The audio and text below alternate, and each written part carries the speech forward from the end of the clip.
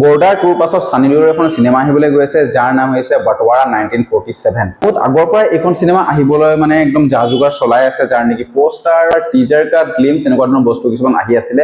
আৰু সঁচা কথা ক'বলৈ গ'লে মই বহুত বেছি ইমপ্ৰেছ হোৱা নাছিলোঁ, কাৰণ ক্ৰিয়েটিভ মাইণ্ডত না টিজাৰ কাটিছে, না পোষ্টাৰ আৰু না ফাইনেলি ট্ৰেইলাৰটো। ঠিক আছে, প্ৰথম কথা হ'ল হিন্দু মুছলিম হিচাপে ট্ৰেইলাৰটো দেখাবলৈ গৈছে, যি নেকি একদম মানে সেই টপিকটোৰ ওপৰত চিনেমা চাবলৈ মোৰ সঁচা কথা ক'বলৈ গ'লে মন নোযোৱা হ'ল, কাৰণ আৰু একেটা বস্তুৰ ওপৰতে সানি দেওলক ইউজ কৰি দেখুৱাই থাকিব। ঠিক আছে, গাদ্দাৰ টুটো মানে চলি গ'ল, মানে এটা হাইপ আছিলে কাৰণে গাদ্দাৰ টুটো চলি গ'ল, কিন্তু এজ এ ষ্টৰি ৱাইজ বা as a direction wise Gadar two চিনেমাখন একদম গু আছিলে, এইটো সঁচা কথা। তো তেনেকুৱা এটা বেচিছত যেতিয়া সানি দেওলৰ কামবেক হৈ গ'ল, তাৰ পাছত আকৌ এতিয়া মানে সেই পেট্ৰিয়টিজিম দেশভাৱমূলকে এখন চিনেমা তৈয়াৰ কৰি দিছে, যে এইবাৰ প্ৰীতি জিন্দাও আছে। তো কেনেকুৱা হ'ব এইখন চিনেমা, আপোনালোকে নিশ্চয় ট্ৰেইলাৰটো চাইছে, আৰু যদি ট্ৰেইলাৰটো নাই চোৱা আপোনালোকে চাব পাৰে। মই সঁচা কথা ক'বলৈ গ'লে ট্ৰেইলাৰটো বৰ বেছি খাছ নাপালোঁ, একদম ইউনিক ক্ৰিয়েশ্যন একো নাই, বিজিএম একো নাই, আনকি আপোনালোকে ভাবক ইয়াত এ.আৰ. ৰহমানৰ মিউজিক ব্যৱহাৰ হৈছে, কিন্তু এ.আৰ. ৰহমানৰ মিউজিকটো আমি মানে চাইছো কাৰণে গম পাইছো যে ইয়াত লিখা আছে এ.আৰ. ৰহমান মিউজিক, কিন্তু আমি সেই বস্তুটো ফিল কৰিব পৰা নাই। ট্ৰেইলাৰ কাটটো একেবাৰে মানে ডিচেণ্ট হৈছে, যি নেকি আমি কিবা নাটকৰ টাইপ যিটো ট্ৰেইলাৰ কাট হয়, সানি দেওলক ইমান বেছি খাছ লগা নাই। সেয়ে আপোনাৰ গাদ্দাৰ টুৰ যিটো ডায়লগ, আচলতে গাদ্দাৰ 3 বুলি যদি কৈ দিয়া হ'লেও এই চিনেমাখন একো বেয়া নহ'লহেঁতেন, তেনেকুৱা টাইপকৈ বুজাইছে। তো 1947ৰ বাটৱাৰা যিটো হিন্দু মুছলিমৰ ওপৰত বেছ কৰি পেলাই চিনেমাখন বনাব, যি নেকি অকণমান ট্ৰেইলাৰটো চাওঁতে গাদ্দাৰ 3 নিচিনা ভাইব দিছে, তো তেনেকুৱা এটা বেছতে হ'ব, কিন্তু ছেইম ডেটতে ৰিলিজ হ'ব আৱাৰাপান 2।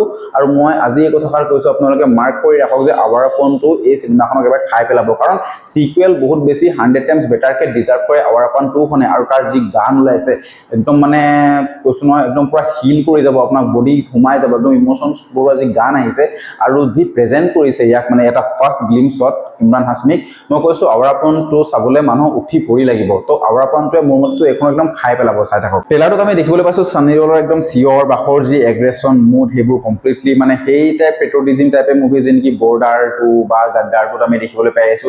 এক্সট্ৰা কি জাষ্ট তাৰ কাপোৰ চেঞ্জ কৰি দিছে, সেইটোৱে চিঞৰ। ঠিক আছে, মানে সেই দেশপ্ৰেমমূলক ভাৱত তাক ফিটিং হয় কাৰণে সেই গাদ্দাৰ 2 নিচিনা এখন মুভি চলিলে, বৰ্ডাৰ 2 নিচিনা এখন মুভি চলিলে, কিন্তু বাটৱাৰা 1947খন সঁচাকৈ চলিবনে? কুৱেশ্যন আছেনে আপোনালোকৰ মনত? বাটৱাৰা 1947খন কিন্তু ইমান এটা খাছ হ'ব যেন মোক লগা নাই, আৰু অভিমন্যু কেৰেক্টাৰটো আপোনালোকে দেখিছেই।